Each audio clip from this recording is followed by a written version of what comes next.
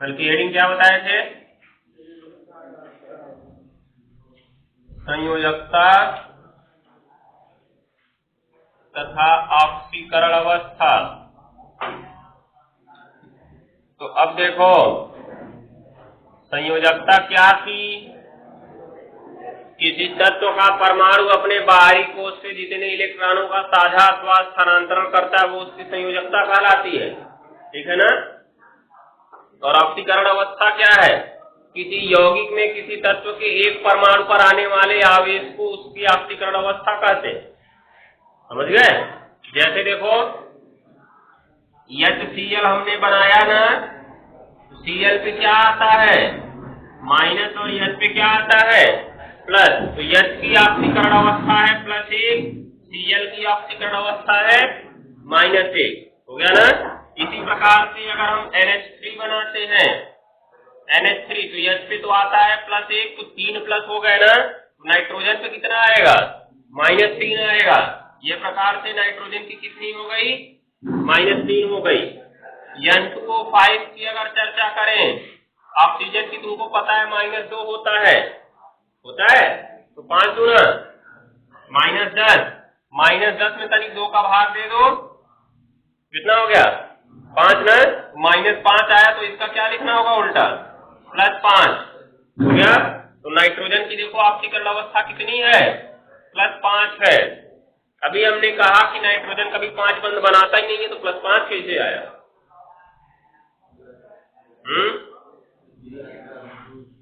ये नाइट्रोजन की ऑक्सीकरण अवस्था है, समझ गए।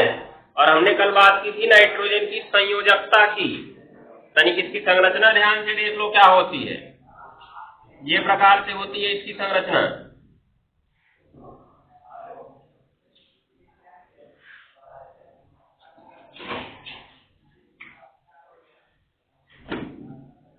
N2O3 बना रहे हैं,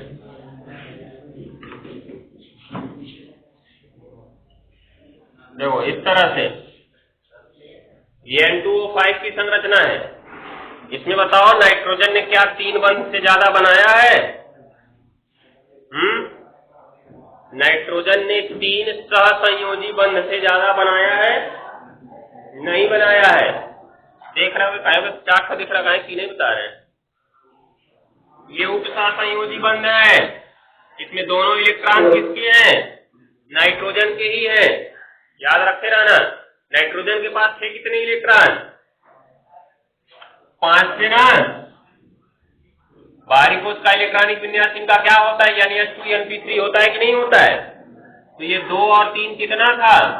5। अष्टक पूरा करने के लिए कितना चाहिए था? 3 चाहिए था। तो 3 तो उसने साझा कर लिया, देखो 1, 2 और 3 साझा कर लिया ना। 8 पूरे हो गए, लेकिन ये 2 पूरा का पूरा वैसे बचे हुए थे, ना। इसलिए जरूरत पड़ने पे किसी से कहता है ले जाओ अपना काम कर लो, फिर हमको दे देना। ऑक्सीजन को कितने की जरूरत होती है? ऑक्सीजन के बाहरी कोश में 6 इलेक्ट्रॉन होते हैं। कितने होते हैं? 6। ऑक्सीजन को जरूरत 2 की होती है। अब उसको 2 चाहे जैसे मिल जाए, यहाँ साझे से उसको 2 मिल रहा है। यहाँ नाइट्रोजन देनदाता बन गया, कहा ले जाओ तुम हमारा दोनों रख लो, लेकिन पूरी तरह से थोड़ी देंगे, रखे रहेंगे अपने पास, तुम अपना कह सकते हो इसको। इसलिए 6 से कितना हो जाता है? इसके पास 8 हो जाता है। कहने का मतलब जो ऑक्सीजन के पास 6 थे उसने अपना 6 का 6 रखा हुआ है, उसने एक भी यहाँ साझे में दिया नहीं है। यहाँ साझे का दोनों किसका है? नाइट्रोजन का है। इसलिए क्या नाइट्रोजन को कोई परेशानी हुई? नहीं हुई। अगर एक्स्ट्रा ये इलेक्ट्रॉन दे देता तब नाइट्रोजन को परेशानी हो जाती, क्योंकि 8 से बढ़ के उसके पास कितने हो जाते? तब 9 हो जाते, 9, जो कि संभव नहीं है। इसलिए देखो यहाँ पे संयोजकता नाइट्रोजन की अभी भी 3 है। कितनी है? 3।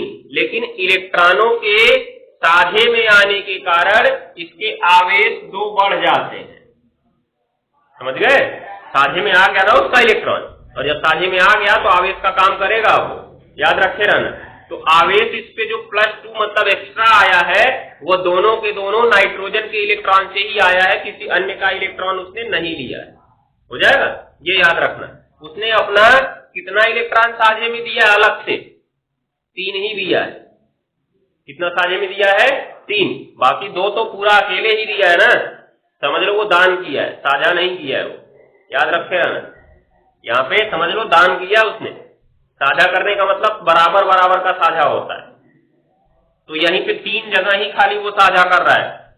ऐसे ही ये नाइट्रोजन केवल 3 जगह साझा कर रहा है, यहाँ पर ये भी दान कर रहा है, दिख रहा है। तो दान करने के कारण आवेश तो उसके ऊपर आ गया, लेकिन उसकी संयोजकता में कोई बदलाव नहीं हुआ। यहाँ पिकनिक मनाने नहीं आया, मुख्यता निभा रहा है।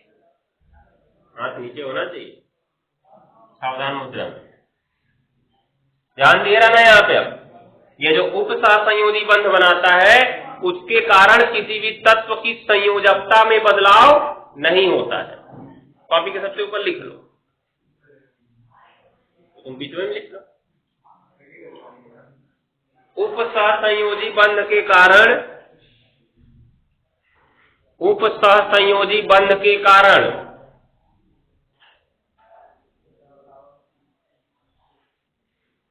उपसहसंयोजी बंध के कारण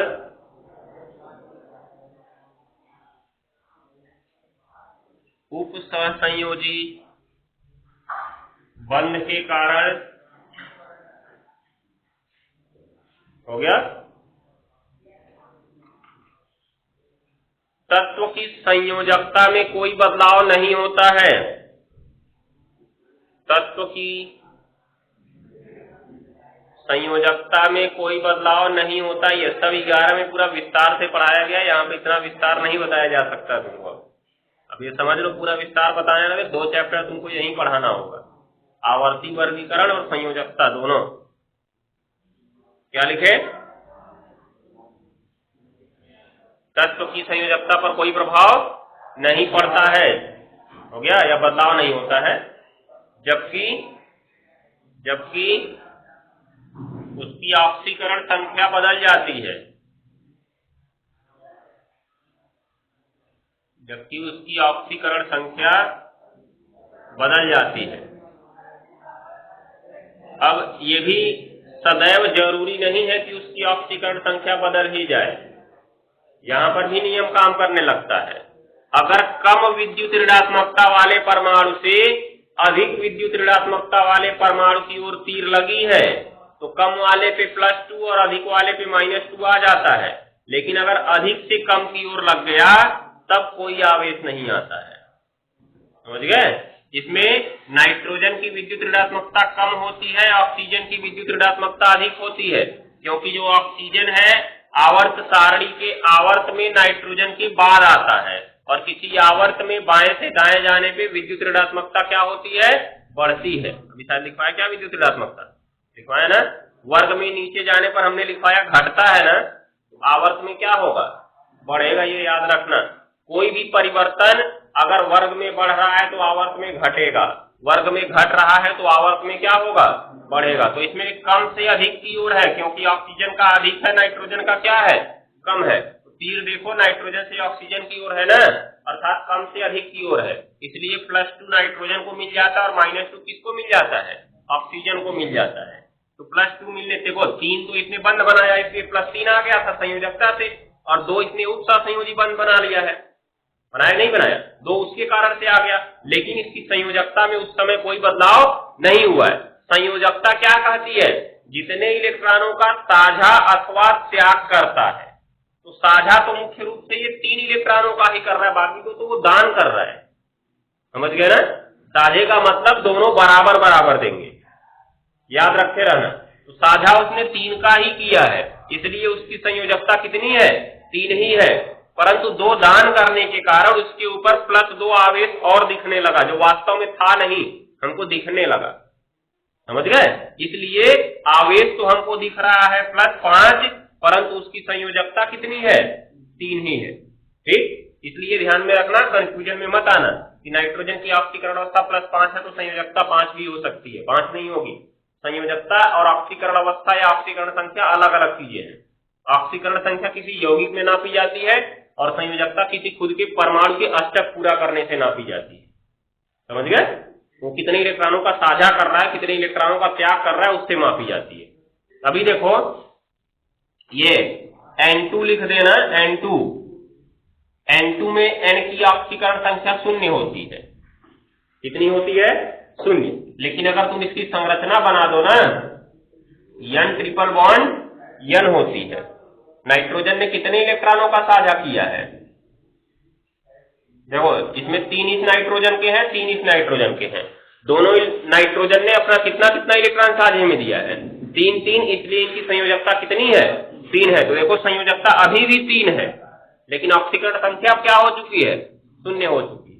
तो याद रखे रहना, ऑक्सीकरण संख्या शून्य, धनात्मक, ऋणात्मक कुछ भी हो सकती है, परंतु संयोजकता को कोई चिन्ह नहीं दिया जाता है। बस संयोजकता संख्यात्मक मान बताती है कि तत्व अपने कितने इलेक्ट्रॉनों का साझा अथवा त्याग कर रहा है। अब हम यहाँ पे त्याग से नहीं समझते, हम यहाँ पे केवल साझा देखते हैं।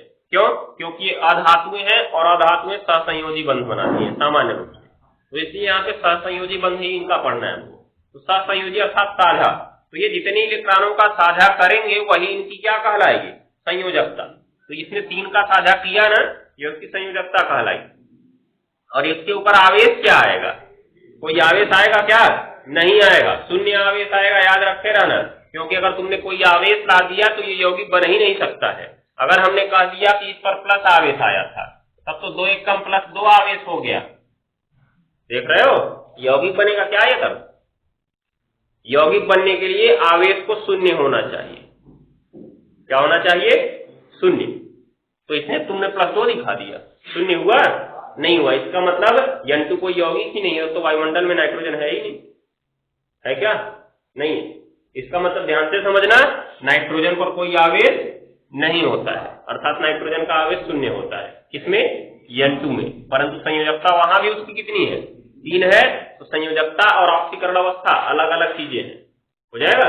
परिभाषा यहाँ पे हम नहीं लिखवाएंगे, ये लिखवा दें। लिख लो, ने कहोगे पता नहीं का छपवा दिए। संयोजकता तथा ऑक्सीकरण अवस्था इसमें लिखो।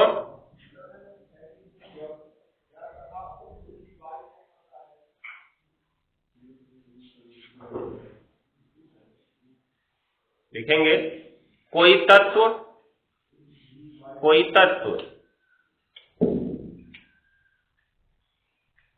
अपने बाहरी कोश से, कोई तत्व अपने बाहरी कोश से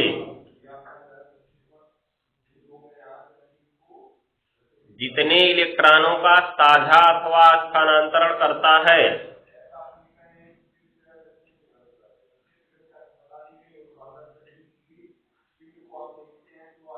जितने इलेक्ट्रॉनों का साझा अथवा स्थानांतरण करता है, जितने इलेक्ट्रॉनों का साझा अथवा स्थानांतरण करता है,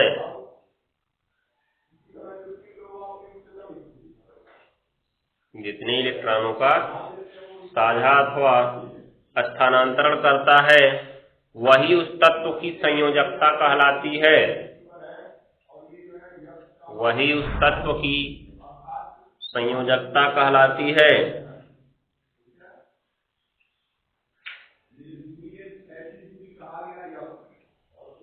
हो गया?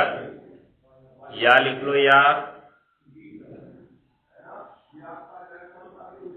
या कोई अधात्विक तत्व, या कोई अधात्विक तत्व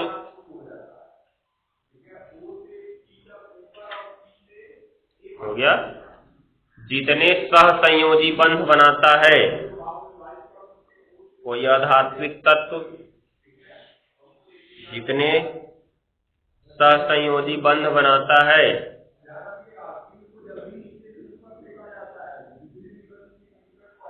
जितने सहसंयोजी बंध बनाता है, वही उसकी संयोजकता कहलाती है।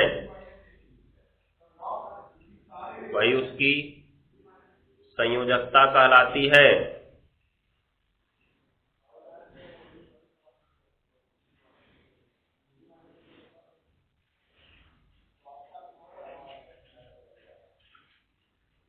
हो गया?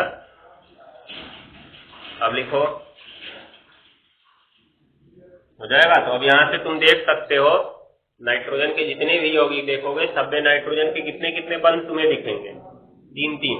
सहसंयोजी की बात की, उप सहसंयोजी की बात नहीं की, याद रखे रहना, ठीक है ना। तो जितने सहसंयोजी बंध बनाएगा वही इसकी क्या होगी, संयोजकता होगी। नाइट्रोजन हमेशा 3 बंध बनाता है, इसलिए नाइट्रोजन की संयोजकता कितनी होगी, 3 होगी। लेकिन तनिक फास्फोरस की चर्चा कर लेते हैं। फास्फोरस जब PCl3 बनाता है 3 बंध बनाता है, और जब PCl5 बनाता है तो कितना बंध बनाता है, 5 बंध बनाता है, ठीक है। अर्थात फास्फोरस 3 भी बनाता है और 5 भी बनाता है, इसलिए फास्फोरस की संयोजकता 3 भी होती है और 5 भी होती है। इसकी चर्चा हमने कल किया था, क्यों होती है, क्योंकि इनके बाहरी कोश में रिक्त डी ऑर्बिटल होता है। मतलब एक दिन बताया 24 घंटा दिमाग में नहीं होता, ले जाओ।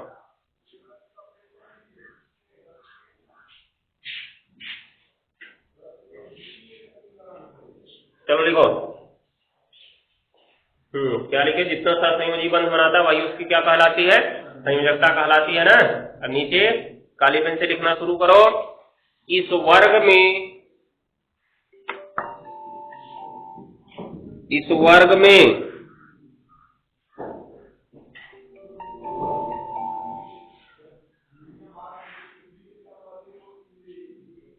इस वर्ग में नाइट्रोजन की संयोजकता 3 होती है।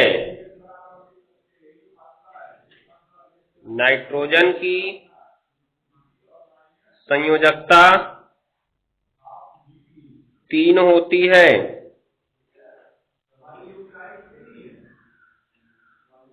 जबकि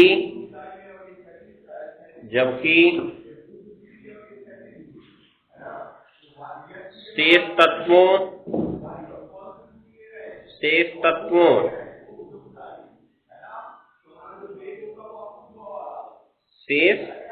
तत्वों कौन कौन सा, फास्फोरस, आर्सेनिक, एंटीमनी, बिस्मथ। अब बिस्मथ का नहीं लिखेंगे इसमें हम लोग, तो phosphorus, arsenic, antimony, phosphorus, arsenic, antimony,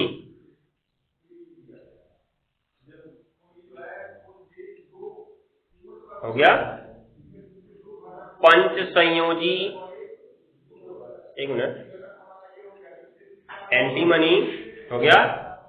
3 संयोजकता के साथ साथ 5 संयोजकता भी रखते हैं, ऐसे लिखना। 3 संयोजकता के साथ साथ 5 संयोजकता भी रखते हैं।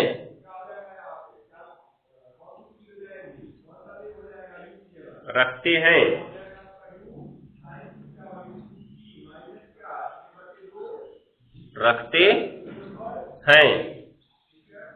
हो गया। क्योंकि काली पेन से लिखना इसको, क्योंकि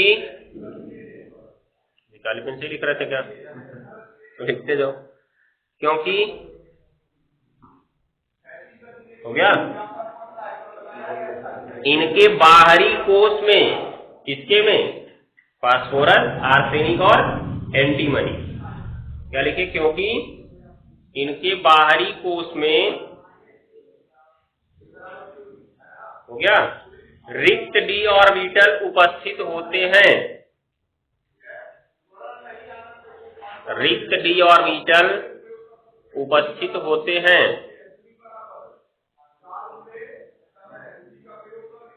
रिक्त डी ऑर्बिटल उपस्थित होते हैं, हो गया। जिसके कारण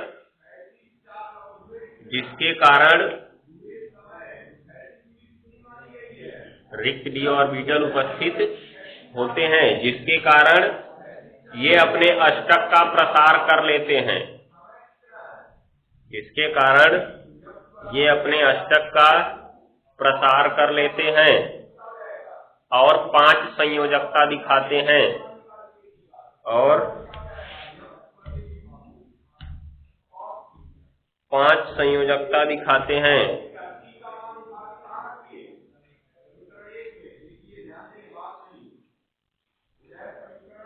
हो गया ना।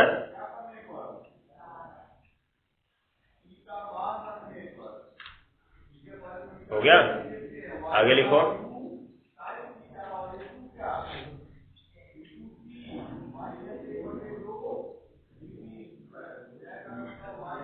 एक single indicate point bismuth Bi रिक्त d ऑर्बिटल होते हुए भी, बिस्मथ रिक्त d ऑर्बिटल होते हुए भी, बिस्मथ रिक्त d ऑर्बिटल होते हुए भी, बिस्मथ रिक्त d ऑर्बिटल होते हुए भी 5 संयोजकता नहीं दिखाता है। 5 संयोजकता नहीं दिखाता है। 5 संयोजकता नहीं दिखाता है क्योंकि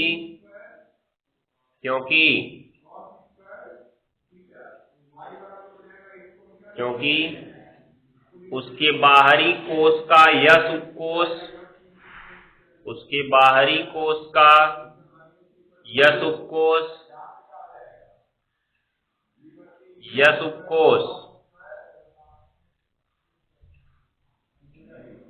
हो गया?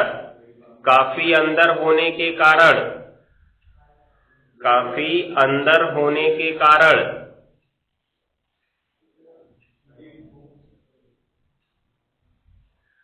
काफी अंदर होने के कारण अक्रिय हो जाता है। अक्रिय हो जाता है।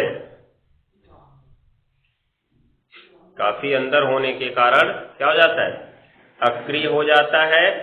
इसे अक्रिय युग्म प्रभाव कहते हैं। इसे अक्रिय युग्म प्रभाव कहते हैं।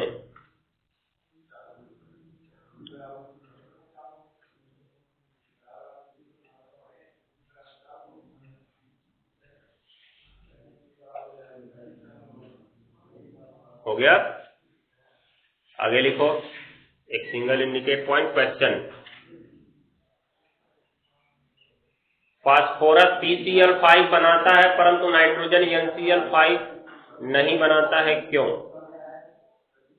फास्फोरस PCl5 बनाता है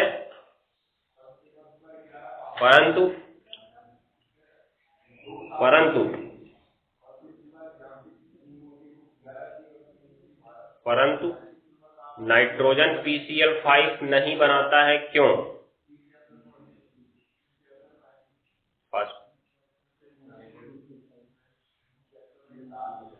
नाइट्रोजन NCl5 नहीं बनाता है, क्यों?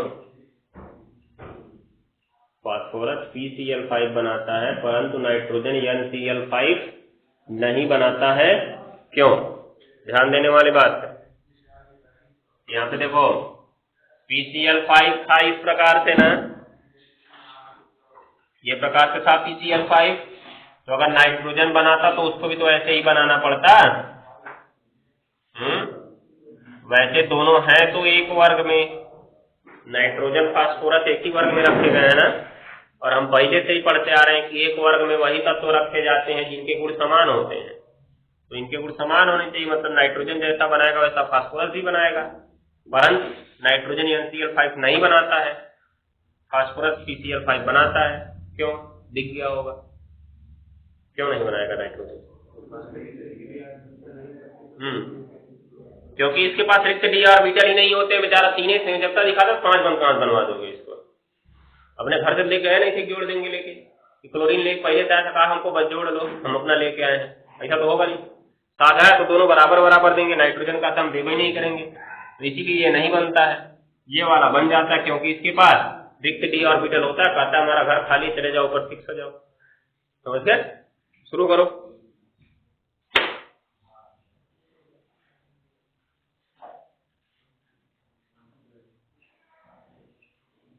लिखेंगे क्योंकि फास्फोरस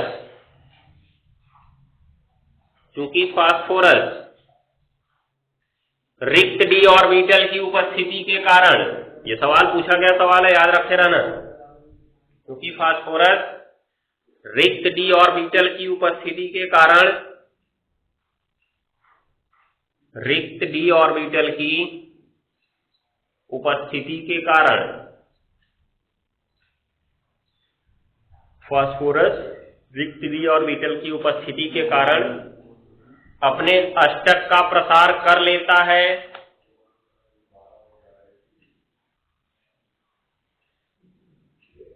अपने अष्टक का प्रसार कर लेता है और 5 बंध बना लेता है।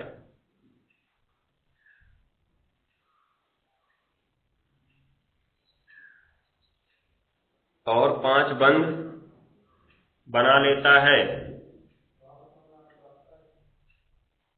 इसलिए PCl5 संभव है, इसलिए PCl5 संभव है।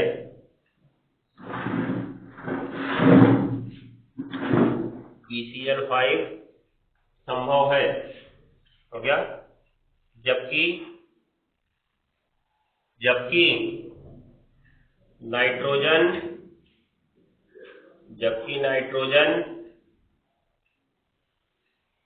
बाहरी कोश में, नाइट्रोजन के लिख लेना, नाइट्रोजन के बाहरी कोश में, नाइट्रोजन के बाहरी कोश में रिक्त डी ऑर्बिटल नहीं पाए जाते हैं, रिक्त डी ऑर्बिटल नहीं पाए जाते हैं, रिक्त डी ऑर्बिटल नहीं पाए जाते हैं। इसलिए यह अपने अष्टक का प्रसार नहीं कर पाता है, इसलिए यह अपने अष्टक का प्रसार नहीं कर पाता है,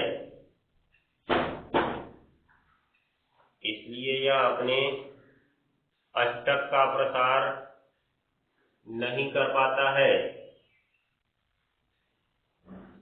इसलिए यह अपने अष्टक का प्रसार नहीं कर पाता है, हो गया। जिससे 5 संयोजकता नहीं दिखा पाता है, जिससे 5 संयोजकता नहीं दिखा पाता है।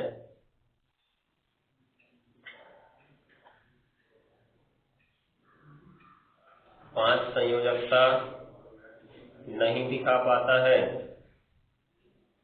इसलिए NCl5 संभव नहीं होता है।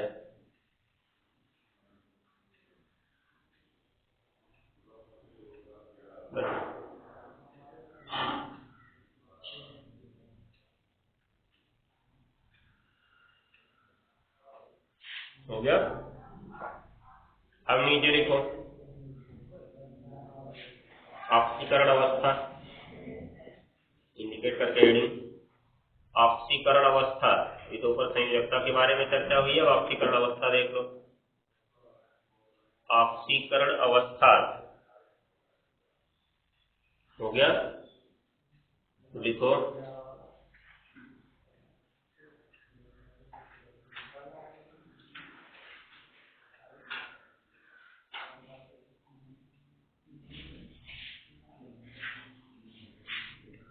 ऑक्सीकरण अवस्था क्या है, लिख लो। किसी यौगिक में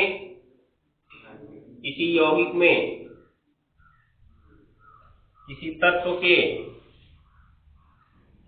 किसी यौगिक में किसी तत्व के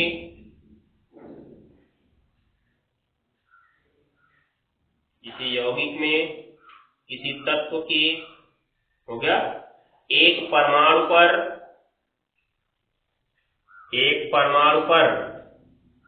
उपस्थित आवेश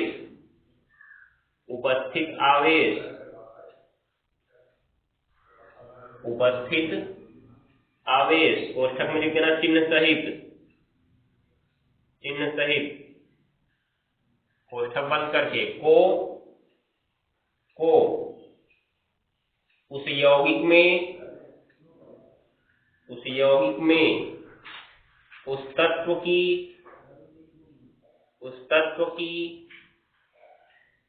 ऑक्सीकरण अवस्था कहते हैं। उस यौगिक में उस तत्व की ऑक्सीकरण अवस्था कहते हैं।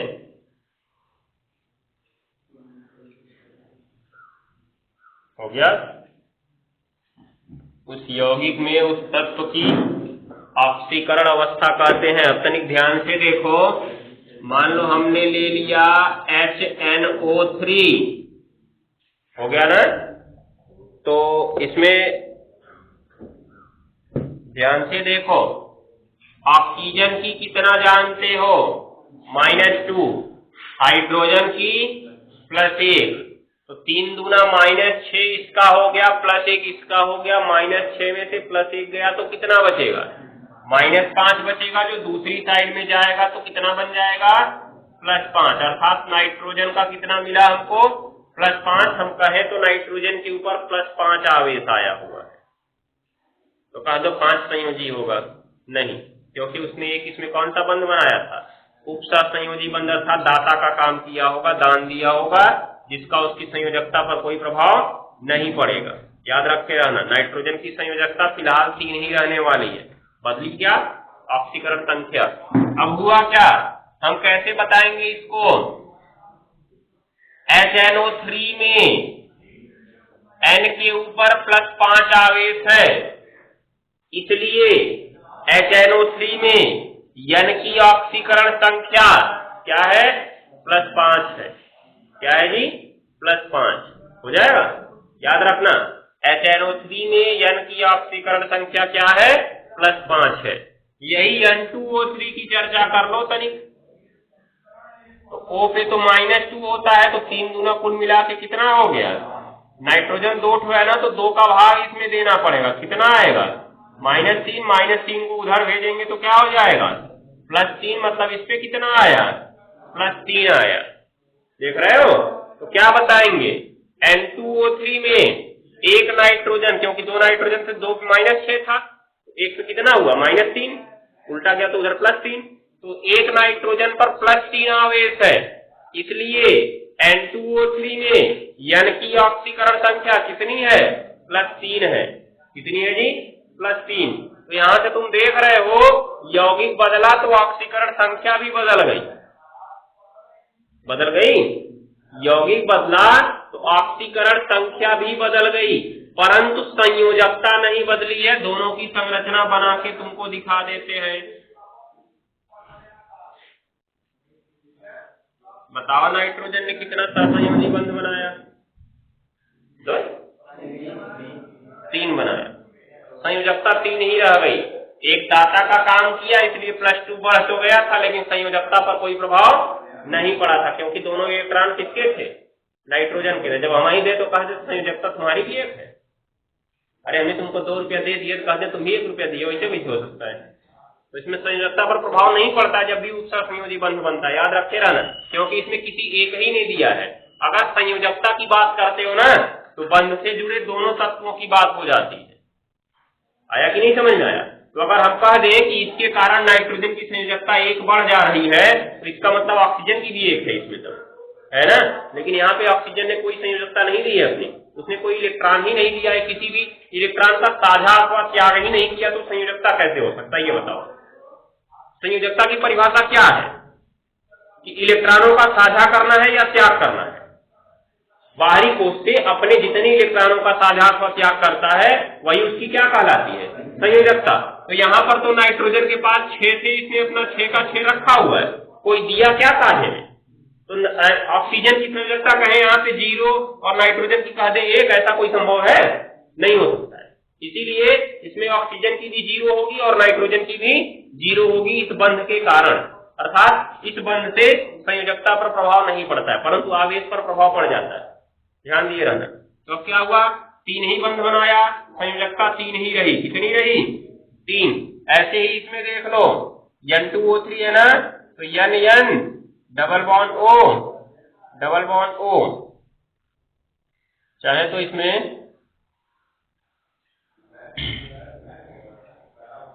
बीच में एक बंध लगा दें ऐसे, ये ऑक्सीजन जोड़ दें, इस तरह से भी बन सकता है, या तो ऑक्सीजन यहाँ पर भी बना लेता है बंद, यहाँ नहीं होके।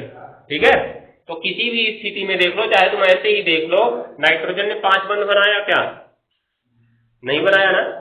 फिलहाल यहाँ भी उसने 3 ही बनाया है, दोनों जगह से 3-3 बंध बनाया। देख रहे हो? तो यहाँ पे संयोजकता 3 ही थी, यहाँ भी 3 थी, यहाँ भी 3 थी। मतलब दोनों यौगिकों में हमने देखा संयोजकता में कोई बदलाव नहीं हुआ। बदलाव हुआ क्या? नहीं हुआ, परंतु ऑक्सीकरण अवस्था बदल गई। दिख रहा है? तो ये क्या समझे यहाँ से हम कि किसी भी तत्व की संयोजकता निश्चित होती है, परंतु जो ऑक्सीकरण अवस्था या ऑक्सीकरण संख्या होती है यौगिक के साथ बदल भी सकती है। यहाँ N2 में कितना होता है? 0। तो हमने +5 देख लिया, +3 देख लिया, 0 देख लिया। देख रहे हो? ऐसे ही और हो जाता है N2O। N2O इसमें देखो ऑक्सीजन की -2 होती है, तो 2 से -2 भाग दोगे, -1 उधर जाएगा तो क्या आएगा? +1। दिख रहा है? तो इसका तुम्हारा +1 भी आ सकता है। NO नाइट्रिक ऑक्साइड, ये नाइट्रस ऑक्साइड कौन सी गैस? कोई नाम, विशेष नाम नाइट्रस ऑक्साइड का? लाफिंग गैस, हंसाने वाली गैस है ये, ज्यादा हंसा दिए मर जाएंगे। विषाक्त प्रभाव भी डाल दी, याद रखे रहना। अब NO में ऑक्सीजन का -2, तो इसका कितना? +2। देख रहे हो? 5 से लेके तुमको 2 तक, 0 तक दिखा दिए, 5 भी दिखा दिए, उसके बाद से तुम्हारा 3 भी दिखा दिए, 2 भी दिखा दिए, 0 भी दिखा दिए। एक ये भी देख लो N2O4 -2, तो 4 गुना -8, 2 से भाग दिए कितना? +4, सब दिखा रहा है। लेकिन हर जगह पे संयोजकता इसकी कितनी है? 3 ही है। चाहे कुछ भी हो जाए संयोजकता 3 से नहीं बदलने वाली। तो हम क्या कहेंगे यहाँ से? संयोजकता तो निश्चित होती है, परंतु ऑक्सीकरण संख्या यौगिक के साथ बदलती जाती है। इसलिए तनिक परिभाषा ध्यान से पढ़ो। ऑक्सीकरण संख्या की क्या लिखवाए हैं? किसी यौगिक में किसी तत्व के एक परमाणु पर आने वाले आवेश को उस यौगिक में उस तत्व की ऑक्सीकरण संख्या कहते हैं। क्या लिखवाए? उस यौगिक में उस तत्व की ऑक्सीकरण संख्या कहते हैं। ये बोलना सबसे महत्वपूर्ण है, अगर ये नहीं बोले तो गलत मानी जाएगी परिभाषा। उस यौगिक में उस तत्व की ऑक्सीकरण संख्या कहेंगे, मतलब नाइट्रोजन की ऑक्सीकरण संख्या ऐसे नहीं कह देंगे कि +5 होती है। HNO3 में नाइट्रोजन की ऑक्सीकरण संख्या कितनी होती है? +5 होती है। नहीं तो पता चला कह दिए कि नाइट्रोजन की ऑक्सीकरण संख्या +5 होती है, तो हाँ N2O3 में +5 होती है क्या? N2O3 में में +3 दिखाया गया, यहाँ पे N2 में 0 दिखाया गया, NO में +2 दिखाया गया, N2O में +1 दिखाया गया, N2O4 में +4 दिखाया गया। देख रहे हो? तो इस प्रकार से ऑक्सीकरण संख्या यौगिक के साथ बदलती रहती है। और जरूरी नहीं कि सबका बदले, याद रखे रहना, जरूरी नहीं कि सबका बदले, बदलती रहती है, बस तुमको इतना याद रखना है। अब ये मत कह देना कि हाँ हमेशा बदलेगी, जरूरी नहीं कि बदले, लेकिन बदल सकती है। इसीलिए हम यहाँ पर जब परिभाषा पढ़ते हैं तो हमेशा बोलते हैं उस यौगिक में उस तत्व की ऑक्सीकरण संख्या कहते हैं। संयोजकता की परिभाषा तनिक पढ़ लो, कहीं यौगिक की चर्चा की है उसमें। संयोजकता की परिभाषा में हमने कहीं यौगिक की चर्चा की है? नहीं की है, याद रखे रहना। उसमें हमने कहीं भी यौगिक की चर्चा नहीं की, बस हमने ये बताया कि कोई भी तत्व अपने बाहरी कोश से जितने इलेक्ट्रॉनों का साझा अथवा त्याग करता है उसे क्या कहते हैं? उसकी संयोजकता कहते हैं। ठीक है? तो ऑक्सीकरण संख्या हमेशा चर्चा किसमें की जाती है? किसी यौगिक में की जाती है, समझ गए? और यौगिक के साथ वो बदल भी सकती है, और जबकि संयोजकता किसी तत्व की होती है। तो तत्व, अब यहाँ पे तत्व हर जगह नाइट्रोजन ही है ना, देख रहे हो? तो संयोजकता कैसे बदल सकती है? लेकिन यौगिक तो हर जगह अलग अलग है, और अगर यौगिक हर जगह अलग अलग है तो ऑक्सीकरण संख्या क्या हो सकती है? बदल सकती है। तो लिख लो, हो गया जी? नीचे लिखो, इस वर्ग के तत्वों की ऑक्सीकरण संख्याएं निम्न प्रकार हैं। नीचे लिखना, इस वर्ग के तत्वों की ऑक्सीकरण संख्याएं निम्न प्रकार हैं।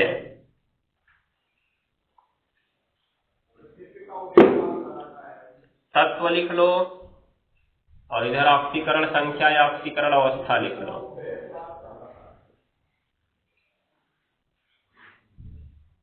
देखो, जो नाइट्रोजन है यही सबसे ज्यादा दिखाता है।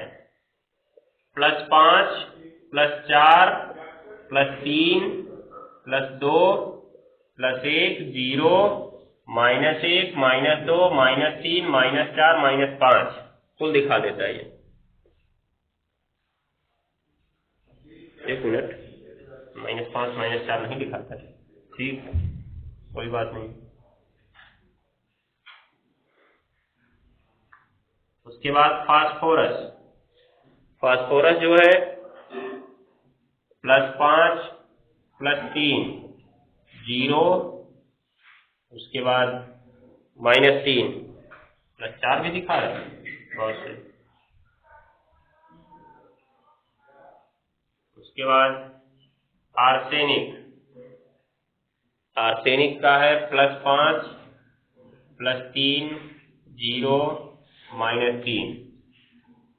Antimony Sb +5 +3 -3। बिस्मथ, बिस्मथ इसका होता है केवल +3 और -3। अब सोचो, नाइट्रोजन तो 3 संयोजी था फिर भी 5 ऑक्सीकरण अवस्था दिखा रहा है। बिस्मथ को भी हमने कहा 3 संयोजी है, मान लो संयोजकता नहीं 5 हुई परंतु ऑक्सीकरण अवस्था तो 5 हो सकती थी। नहीं हुई, क्यों नहीं हुई? क्योंकि इसका कारण ही अलग था ना 3 संयोजकता दिखाने का। इसका कारण क्या था कि यह सुकोष काफी अंदर था, इसलिए वह अक्रिय हो जाता है।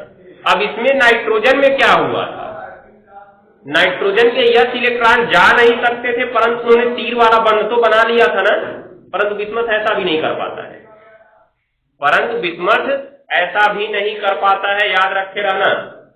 अर्थात बिस्मथ अपने यस इलेक्ट्रॉन से तीर वाला बंध भी नहीं बना पाता है, क्योंकि जब वो ज्यादा अंदर चला गया है तो ज्यादा अंदर से बाहर आके तीर वाला बंध बना पाएगा क्या?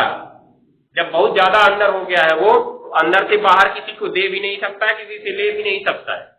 इसीलिए साझा अथवा त्याग हमेशा माना जाता है कि बाहरी कोष से होता है, क्योंकि बाहर वाला ही तो दूसरे के नजदीक आएगा, जो अंदर है वहां से बाहर कोई नहीं निकल के जाता है। इसमें कारण क्या था, यह उपकोष काफी अंदर हो गया था जिसके कारण अक्रिय हो गया था। तो यह उपकोष काफी अंदर हो गया। अगर सोचो वो तीर वाला बंध बनाने के लिए इलेक्ट्रॉन दे सकता था तो डी में इलेक्ट्रॉन क्यों नहीं दे सकता? सोचने वाली बात है ना। अगर वो तीर वाला बंध बनाने के लिए अपना इलेक्ट्रॉन दे सकता है तो वैसे डी वाले में भी दे देगा। इसका मतलब 5 संयोजकता तब दिखा सकता था। तो अगर वो 5 संयोजकता नहीं दिखा रहा है, उसके 5 ऑक्सीकरण अवस्था भी नहीं दिखाने का कारण क्या है? यह उपकोष का अक्रिय हो जाना, जिसे हम कौन सा प्रभाव कहते हैं? अक्रिय युग्म प्रभाव कहते हैं।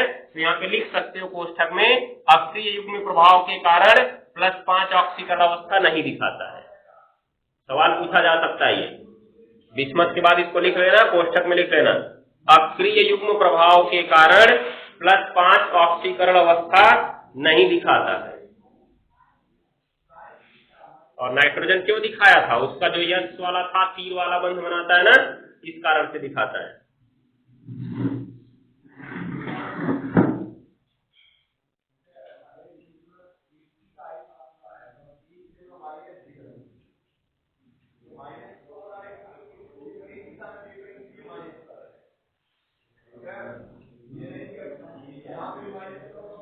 हो गया जी। अब देख रहे हो ये जो फास्फोरस है, आर्सेनिक है, एंटीमनी है, ये +5 भी दिखा रहा है, +3 भी दिखा रहा है, लेकिन बिस्मथ ने +5 नहीं दिखाया। कारण हमने समझ लिया। तो यहां से एक बात ध्यान दो, नीचे आने पर +5 ऑक्सीकरण अवस्था दिखाने की क्षमता घटती है या प्रवृत्ति घटती है?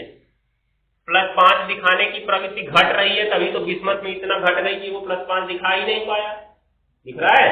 और जबकि +3 दिखाने की प्रवृत्ति बढ़ती है। क्यों? क्योंकि इनका डी ऑर्बिटल पास में ही होता है, इसलिए ये लगभग अपने यौगिकों में अपने यस इलेक्ट्रॉन को भेज के अपना हमेशा कितना कर लेते हैं?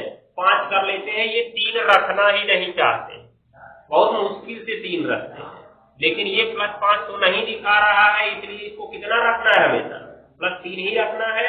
इसलिए प्रवृत्ति सबसे ज्यादा +3 की किसमें होगी, विषमत में होगी। इनमें +5 दिखाने की ज्यादा प्रवृत्ति होती है, याद रखना, और इसमें +3 दिखाने की ज्यादा प्रवृत्ति होती है। +5 इनमें दिखाने की ज्यादा प्रवृत्ति क्यों है, क्योंकि इनका d ऑर्बिटल पास होता है और ये तुरंत यस इलेक्ट्रॉन को उधर भेज देते, जैसा हमने कल समझाया, तुरंत यस इलेक्ट्रॉन को उधर भेज के अपनी संयोजकता कितनी कर लेते हैं, 5 कर लेते हैं। हमेशा ये 5 रखना चाहते हैं। फास्फोरस का लगभग यौगिक देख लोगे तो हर जगह पे उसका +5 ही मिलता है, हर जगह पे। बहुत कम यौगिकों में फास्फोरस +3 दिखाता है। इसका मतलब फास्फोरस +3 दिखाना ही नहीं चाहता है, तो इसलिए उसकी प्रवृत्ति सबसे क्या मानी जाएगी, कम मानी जाएगी। और जबकि विषमत +5 नहीं दिखा पाता तो हमेशा कितना दिखाना होगा, उसको +3 ही दिखाना होगा, इसलिए इसकी +3 की प्रवृत्ति सबसे ज्यादा मानी जाएगी इन चारों में। नाइट्रोजन तो बेचारा अलग ही व्यवहार दिखा रहा है, ठीक है। तो लिखना शुरू करो, नीचे इंडिकेट पॉइंट, इंडिकेट पॉइंट। वर्ग में नीचे जाने पर, वर्ग में नीचे जाने पर